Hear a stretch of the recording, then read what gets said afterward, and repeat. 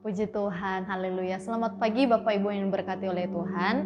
Kembali bersama GPD Villa Melati dalam program Menyapa. Pada pagi hari ini, sebelum kita melakukan aktivitas, kita akan sama-sama merenungkan kebenaran firman Tuhan yang terambil dari Filipi pasal 3 ayat 10 sampai 11. Beginilah firman Tuhan.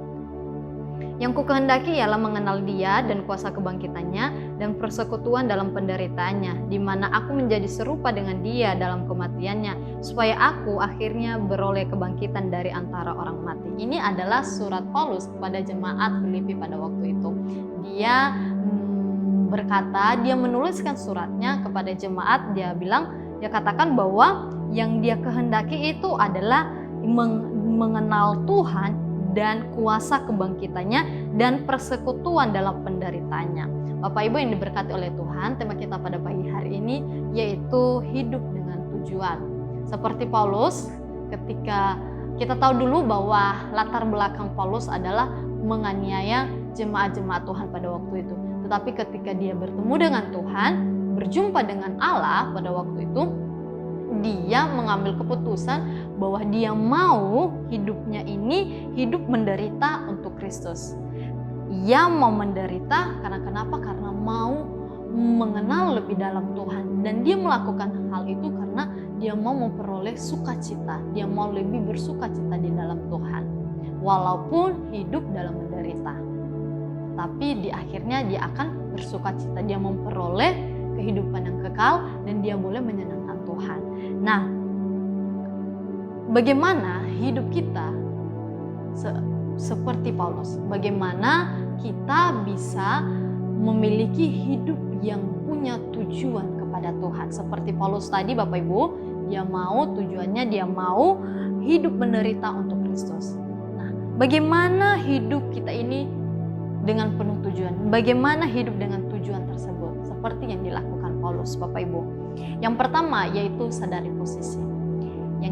Yang Paulus lakukan yaitu dia menyadari posisi.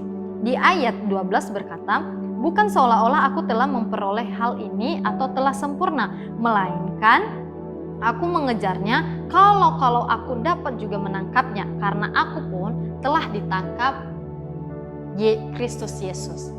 Nah, yang dilakukan oleh Paulus yaitu dia menyadari posisinya. Dia menyadari posisinya bahwa dia diselamatkan oleh Tuhan. Dia dipakai oleh Tuhan. Dan dia mau merespon apa yang Tuhan lakukan dalam hidupnya. Jadi yang dia lakukan yaitu menyadari posisi. Dan juga kita umat-umat Tuhan, kita juga harus menyadari posisi kita. Kita juga harus menyadari posisi kita bahwa kita adalah anak dan Tuhan adalah Bapa.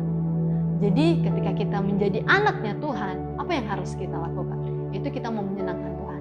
Kita mau melakukan apa yang Tuhan mau dalam hidup kita. Selagi Tuhan pakai kita untuk melayani Tuhan, mari kita sama-sama melakukannya. Dan yang kedua yaitu lupakan masa lalu. Seperti Paulus, Bapak Ibu yang diberkati oleh Tuhan, dia melupakan masa lalunya. Di ayat 13 berkata, saudara-saudara, aku sendiri tidak menganggap bahwa aku telah menangkapnya, tetapi ini yang kulakukan, aku melupakan apa yang telah di belakangku dan mengarahkan diri kepada apa yang di hadapan. Dia tidak mau mengingat-ingat masa lalunya.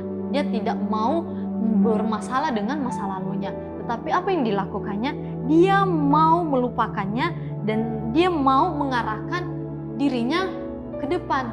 Dia fokus kepada tujuannya tersebut. Dia fokus apa yang menjadi targetnya, apa tujuan utamanya. Tujuan utamanya adalah mau mengenal lebih dalam lagi Tuhan, mau menyenangkan Tuhan, dan dia mau dipakai lebih lagi untuk melayani Tuhan, supaya dia mendapatkan sukacita di dalam Tuhan. Nah, begitu juga kita jangan mengingat-ingat masa lalu kita atau keadaan kita sekarang, apa yang kita alami, tetapi biarlah kita fokus di depan, fokus pada tujuan kita. Yang ketiga yaitu mengejar tujuan. Paulus bukan hanya melupakan masa lalunya, bukan hanya mengarahkan dirinya ke depan, tetapi dia mengejar tujuan tersebut. Dia berlari-lari. Di ayat 14 berkata, dan berlari-lari kepada tujuan untuk memperoleh hadiah, yaitu panggilan surgawi dari Allah dalam Kristus Yesus. Dia mengejar terus.